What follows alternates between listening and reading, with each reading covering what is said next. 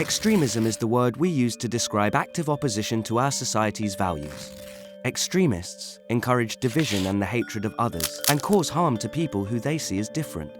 This film will take a look at far-right extremism, what it is, and the impact it can have on people's lives. The term far-right can be used to describe individual extremists or groups, and it can be many different things, ranging from people who deliberately spread hate online to violence and terrorism.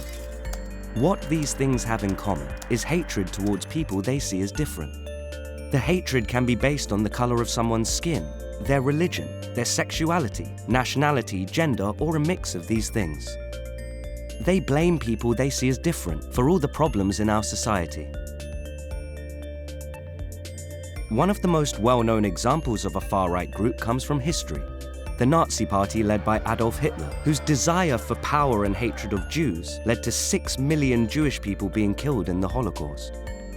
The Nazis also murdered hundreds of thousands of others who they saw as different because of their race, their sexuality, their political views, or because they had a disability. Around the same time as the Nazi Party was ruling in Germany, we start to see far-right groups forming in Britain too. One group in the UK was called the British Union of Fascists, a political party led by Oswald Mosley. Back then, the British Union of Fascists were run out of town. The British people and the government said no to the far right and their hatred. We still do today. Today's far right comes in many shapes and sizes. Some groups will hold street marches where there are often violent clashes with the police or other groups. Others can be found online where they spread hatred on social media or via online gaming. They also use these places to try and persuade people to agree with their ideas. The far right will deliberately try to find people who are having a difficult time, losing jobs, struggling with money, or feeling alone. But anyone can be targeted. Once you're involved with these groups, it can be hard for you to leave. They want you to ignore your friends and family. Radicalization is the word we use to describe when someone is persuaded to support extremist ideas. This can happen in different ways. The far right will try to persuade people to join them by blaming all their problems on people they see as different.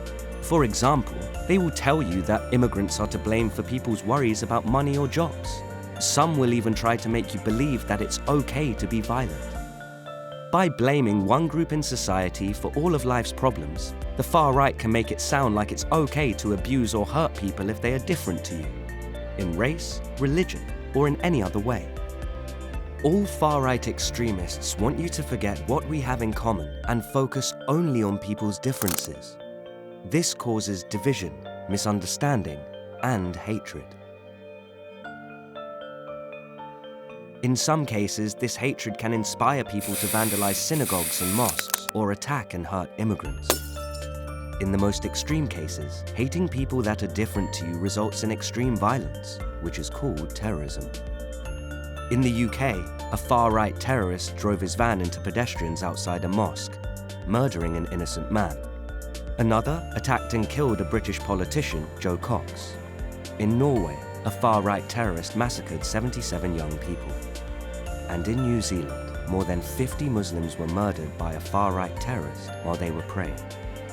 These events are extremely rare, and the government has banned the most extreme far-right groups because they want to use violence and terrorism to get what they want.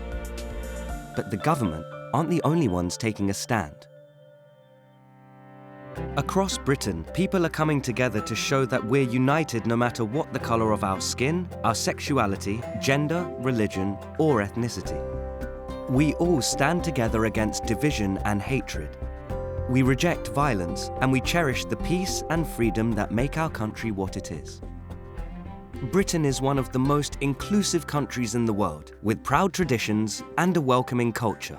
No matter what our differences, we have so much more in common.